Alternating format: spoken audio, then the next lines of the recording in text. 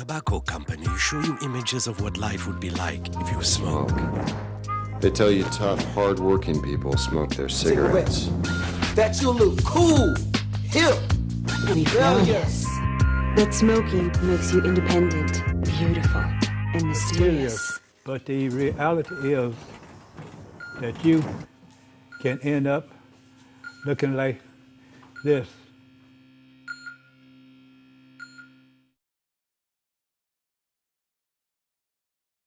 I bet you didn't know that there are now more former smokers in the US than current smokers.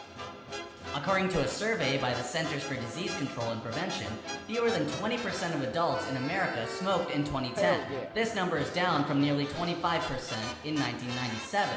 More than 25% of men identified themselves as former smokers, and more than 18% of women did. Did you know that it's actually legal for minors to smoke cigarettes in the US? What they can't do is purchase them. Another proud moment for the United States legal system. And I bet you didn't know that Hitler led the first public anti-smoking campaign in modern history. Did you know that light cigarettes are produced by infusing tobacco with CO2 and superheating it until the tobacco puffs up like expanding foam? The expanded tobacco then fills the same paper tube as regular tobacco. Wow, that sounds really bad in a whole different way. Did you know that the immune system of smokers have to work harder every day than for non-smokers? As a result, a smoker's blood will contain less antioxidants, although a smoker's immune system may be quicker to respond to a virus attack due to its more active nature.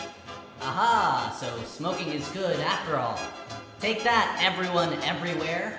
And I bet you didn't know that smokers generally report a variety of after effects, such as calmness, relaxation, alertness, stimulation, concentration, and many others.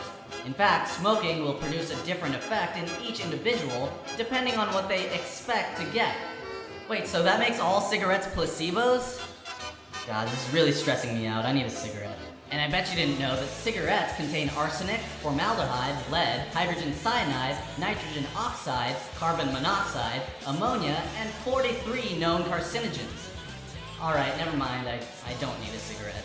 Did you know that scientists claim the average smoker will lose 14 years of their life due to smoking?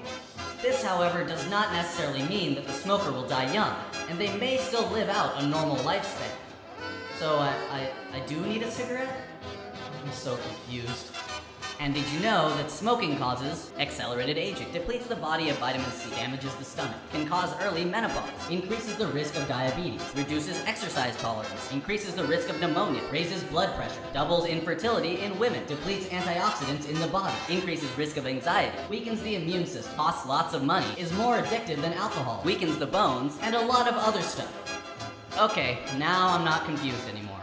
I need a cigarette. And I bet you didn't know that there are a few Flintstones smoking ads, and you can find them on YouTube.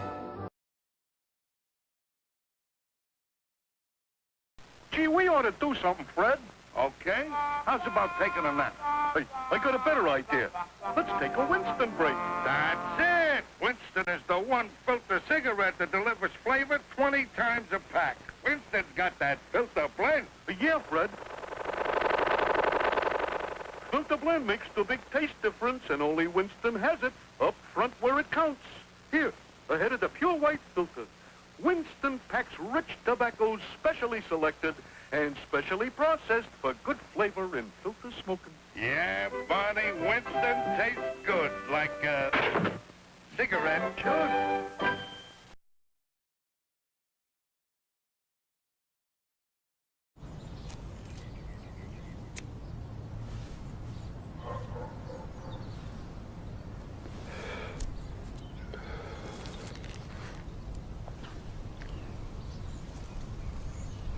When you smoke, the chemicals you inhale cause mutations in your body.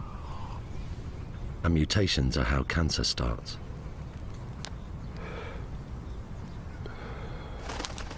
Every 15 cigarettes you smoke will cause a mutation. If you could see the damage, you'd stop.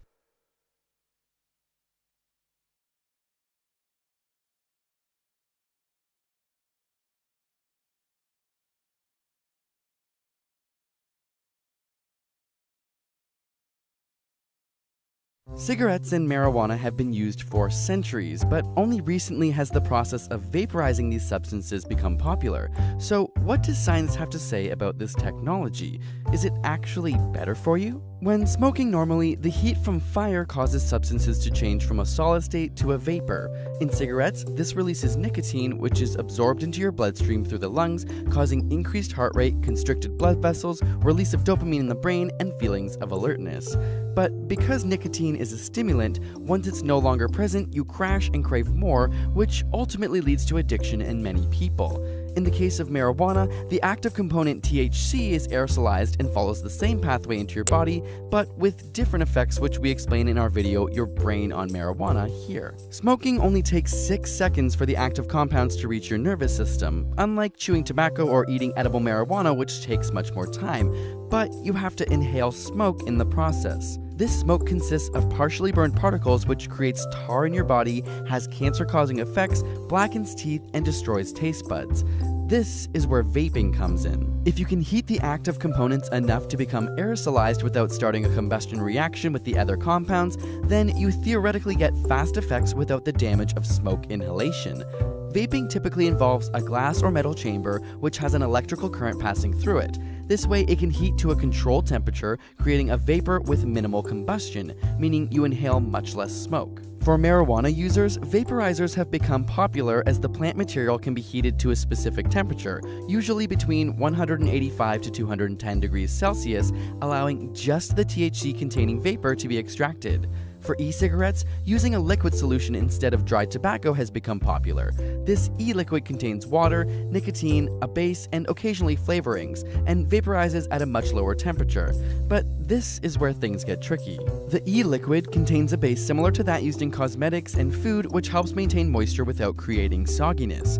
One common base called propylene glycol, which is used in theatrical smoke, is known to cause irritation to the eyes and respiratory infections. So what's going to happen after prolonged inhalation in e-cigarettes? Scientists are still studying these effects, and even though in America the FDA has given the seal of approval, much is still unknown. E-liquid can also differ greatly between manufacturers, with barely any regulation for additives. Some have been found to contain diacetyl, a chemical that is known to give butter its buttery taste. Inhalation of this chemical can lead to scarring in the lungs known as popcorn lung, named after hundreds of workers inhaled the chemical in a microwavable popcorn factory and suffered irreversible lung damage. This is an example of how the lack of quality control in e-cigarettes should be a significant concern. But current evidence does indicate that vaporizers administer nicotine with far less adverse effects due to decreased carcinogenic products and smoke inhalation. But less harmful does not mean safe. E-cigarettes with added flavoring, such as blueberry or grape, have been found to contain other harmful chemicals, and secondhand smoke is still an issue. Exhaled particles from vaporizers known as ultrafine particles are known to affect pulmonary health.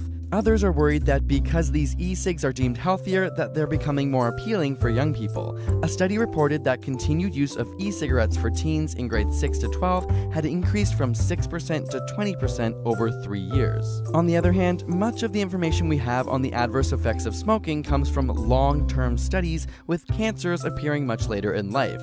Since vaporizer use is relatively new, we simply don't have the same access to longitudinal studies. So we'll wait to see what the future brings.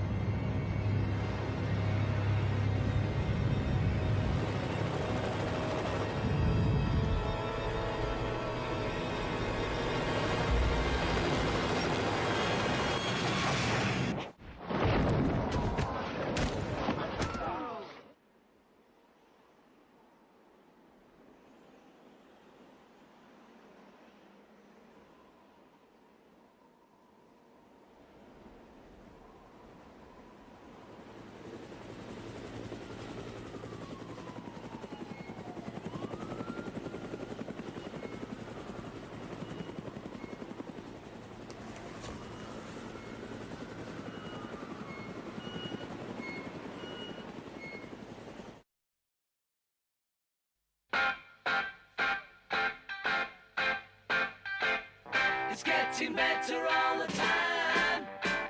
I used to get